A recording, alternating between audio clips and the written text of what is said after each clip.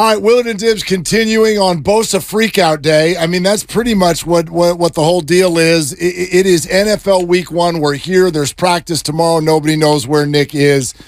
Maybe he'll be there. Maybe he won't. I know who's here right now. One of our absolute favorites, Amy Trask, NFL analyst, CBS Sports. But you know the history with the Raiders, the Big Three, and everything else. Ice cream as well, and dogs. Ladies and gentlemen, Amy Trask, how are you? I am well, and it is such a treat for me to join you. We're going to keep this our little secret because I know that it's just us, and it's not like we're on air or anything. You guys are my favorite, and we really have to get together so I can get you guys ice cream. I mean, it has been so high on the bucket list for so long now. It's starting to almost feel like the Nick Bosa situation. Like we're just waiting, and when is it all going to fix itself, Amy? Nice segue. Thank you. Very He's nice. a pro. He's a pro's pro. Yeah, it's almost like you do this for a profession. Interesting situation. And men, as you know, I worked for Al Davis for almost 30 years. And over those decades, I heard more times than I can possibly count, kid, the quarterback must go down, and he must go down hard. So I worked for someone who cherished pass rush, and I cherished pass rush. So, you know, I look at the Nick Bosa situation in that context, and he is obviously stupendous at his job. And, you know, there's a risk to the 49ers proceeding without him. There's a risk to him allowing the 49ers to proceed without him. And one would hope that the parties can sit down and each recognize that there's a risk to both parties. They have to find a way to work this out. And, you know, call me silly. Go ahead. Do it if you want. But I think it's going to get worked out. I think so too, but as we get deeper into the week, and now we're into week 1, and the game is now 5 days away, there's starting to be a little bit of nerves around the Niners and Niner fans. And the big question is, does he deserve more than Aaron Donald, or should he just be the highest paid edge rusher? Where do you think that this eventually lands in terms of what Nick Bosa should get and what he will get, knowing that he is a complete game wrecker? He deserves a lot of money. Again, going back to putting pressure on the quarterback, hitting the quarterback, getting the quarterback unsettled. I value edge rushers. I worked for someone who valued quarterback rushing. I think he deserves a lot of money. I have never been a fan of pitting one contract against another, and I understand that a lot of players do that, a lot of agents do that. We want as much as this guy. We want more than this guy. I'm not a fan of that. I think it goes back to when I was in about the 4th or 5th grade when I said to my mom, how come I only have one dog and Dee Dee, who is my friend, has 3 dogs? Like, why do I only get one and Dee Dee gets 3? And my mom looked at me and said, you worry about yourself and what you have. Don't worry about what anyone else has. And, you know, yeah, that was elementary school and that was dogs, not millions and millions and millions of dollars. But I think the same thing holds true. Nick should worry about getting what Nick wants without regard to what Aaron or anyone else wants. In other words, listen to my mom. Yeah, you get what you get. You don't get upset. Maybe the Niners can try that. I doubt it'll work. But Amy, here's a question I have in listening to the experts. You hear a lot of people, the Niners themselves, have even said this is a very complex deal. And I think for a lot of us fans, we're like, why? Big dollars, 30, 32, 33, whatever that is. Everybody saw this coming for months, if not years. So from your perspective, what are some of the complexities that could be in play here? Well, different teams and different management and different team ownership are going to evaluate these complexities in different manners. There's really 3 issues. There's the cap. How are they doing on the cap? That's an accounting issue. The cap is nothing more than a system of accounting, just like GAAP accounting, tax accounting, cash accounting. There's also cash. And while most people assume that all teams have unlimited cash flow, that's not true for all teams. Now, I'm not suggesting that is or isn't the case for the 49ers. I'm not privy to where they are from a cash or a cash flow standpoint. But some teams factor in actual cost, not cap cost, but actual cost more than other teams factor that in. The third issue is precedent. Are they worried about setting a precedent, either within their own organization, or are they worried for, that kind of pushback you get from other teams? I remember at one point, Al did a very, very, very large contract because he believed it was the right thing to do. And he got a lot of grief from a lot of, let me say, it wasn't antitrust grief. It wasn't collusion grief. It was just a lot of side eye from a lot of other owners. In terms of this contract and the precedent that you talk about that's been set, is guaranteed money one of these things that has been set now as a sort of a line in the sand, whether it's Deshaun Watson or Nick's own brother Joey? Is the guaranteed money part of this maybe where the precedent setting lies? Well, again, I'm not going to speak to this particular contract because I'm not privy to the thought process on either side of the negotiation, but you are absolutely right. Guaranteed money is a hot-button issue, both for teams that don't wish to guarantee too much and for players and their representatives who are looking for guaranteed money. Amy Trask, NFL analyst, CBS Sports, with us here on Willard and Dibs. Amy, I'm a big believer in deadline spur action, and as uncomfortable as this is for everybody, we're still technically not there yet. Nick could do this tomorrow or Thursday, and I believe he could play on Sunday. But can you give people sort of a window into what this looks like for both sides right now, and to what level they are looking at week one as a deadline? Well, it certainly is a position at which a player can step in and pick up where he left off far, far, far more easily than a lot of other positions. Line up, find the quarterback, go get him. And I'm oversimplifying that and doing that with a smile on my face, but it's a lot different to step in at that position than it is to, say, step in at a receiver position on a more complex offense than one may be used to, et cetera, et cetera.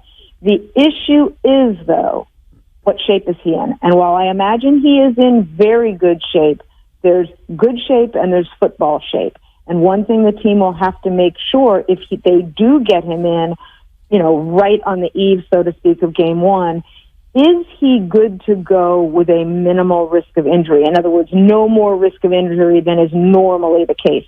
You do not want to rush a player in if you think there's a greater risk of injury than there otherwise would be.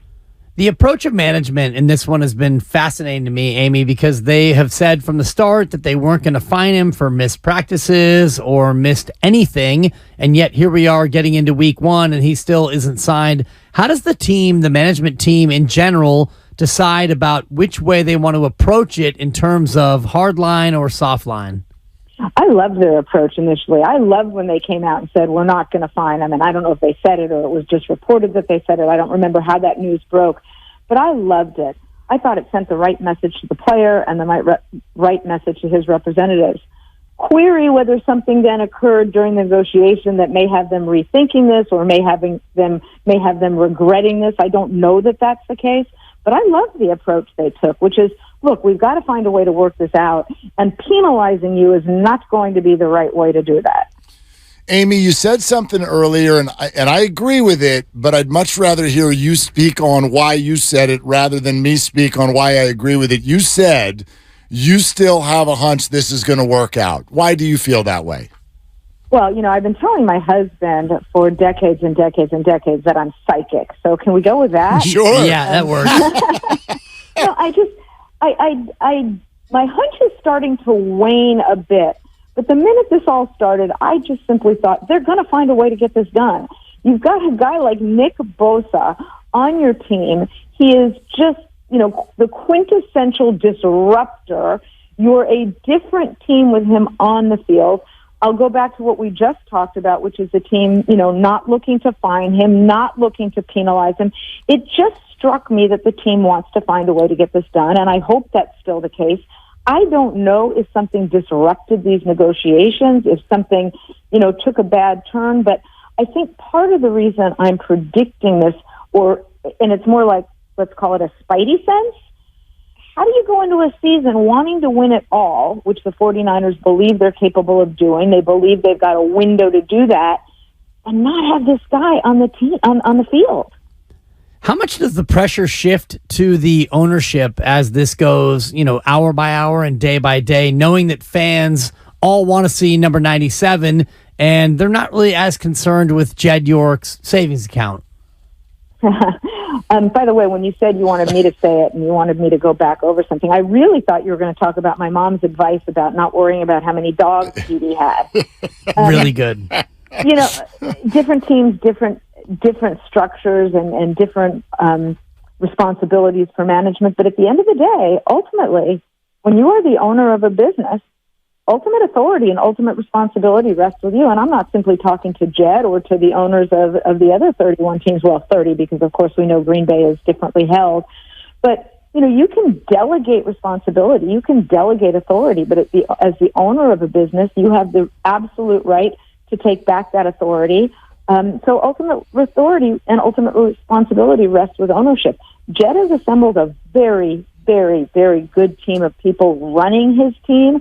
My understanding is he has given them tremendous authority to get things done. And my experience working with Jed is very, very, very positive. He is everything I think one should be in business. He's collaborative. He's communicative. He's cooperative. He coordinates. I think those are the four most important words in business. So, I would assume they're all communicating and collaborating very, very well. Amy Trask with us here, Willard and Dibs, 95.7 The Game. Amy, did you ever experience anything like this? Anything that was coming down to the wire, big dollars, big controversy, and how would you describe that week leading up to the game? Wait, you're asking me if working for Al Davis I ever experienced big controversy or things coming down to the wire? I was playing a hunch. Good hunch. Thanks. Good hunch. Look, we were a team that had to pay a lot more attention to cash than many, many other teams.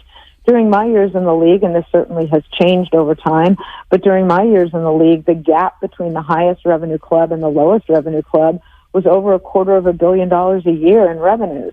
So there was a very, very substantial revenue gap, and we were a team that did have to worry about cash. So there were decisions, and, my responsibility wasn't to get the players signed. That was, Al had other people working on that. My responsibility was to go find the line of credit or the money to get it done. So, yeah, it becomes very stressful. How tough is it now in this salary cap era, or is it easier now knowing what you know about offset years and voidable years? Is the cap more of a construct, or is it more of an idea? As I said, I think it's a matter of accounting. You have different methods of accounting in the world. And now here comes business, Amy, for you. You've got GAAP accounting, you've got tax accounting. Well, cap is a method of accounting. It doesn't mean that you don't have to true up. It doesn't mean you don't have to do the accounting right. No matter what your accounting system is, you've got to do the accounting right. But there are workarounds within the cap. Again, I worked for a team that had cash issues. So we always found the cash issues to be of greater concern than cap. Some teams have played with their cap for a long time and pushed accounting reckonings off to the future, and they've got to worry about those now. Amy, we don't know who's asking for what, and I understand that, but you also know the way football fans work. I don't know if anyone's really going to stop and wait for those details. If this gets to Sunday and Nick is not playing, where do you think fans will direct their anger and sort of who would you hold accountable? I don't think you can hold any one person accountable, and I would say that to the fans as well. It takes a number of people to sit down together and to collaborate and to work out a deal. And I think to blame one person or one or two people, it isn't the smartest way to proceed. First of all, you just asked a question, but my question back to you would be, do they win or not? Because if the team wins the game without Nick, first of all, I don't like that if I'm Nick. If I'm not signed and that team goes out and wins and, the pass rush is great and they sack the quarterback umpteen times and I'm not on the field, I'm not feeling great about that if I'm Nick. Not that he's not still tremendously valuable. Of course he is. But, you also want to know that you're a difference maker, which he is. And if the team doesn't win, the fans are going to be crankier than if the team does.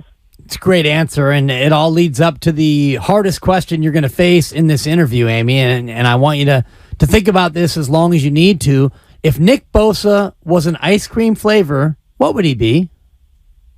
So he would not just be one flavor. He'd be a whole damn ice cream sundae. He would be everything. Again, men, I cherish quarterback pressure. The quarterback must go down, and he must go down hard, and I prioritize pressure. So Nick is a whole sundae. There's like a bed of cookies as a foundation. There's about 6 flavors of ice cream. They all have chips and bits and swirls and twirls. There's umpteen toppings, whipped cream, and sprinkles. That's what Nick Bosa is. Yeah, great answer. You're like one of those ice cream shops where you go, you got the sneeze guard, right? And you're putting a little of this, your spoonful of that. Man. And I like it. That's. I don't even know what a sneeze guard is. You know, like when you're like at a salad bar or ice cream toppings and they got that window glass over. I go sneeze guard. It was pre-COVID, and now everywhere you go has one. Exactly. Of course. Yeah. I thought that was like some sort of like hip, cool word relating to ice cream stores that I just didn't know, because when you open my freezer at any given time, I put ice cream stores to shame. Yeah, I can only imagine. Well, Amy, listen, it sounds like my daughter is cut from your cloth. I will now think of you every time she does what you did years ago, and she does it often. Hey, Dad, my friends have these shoes.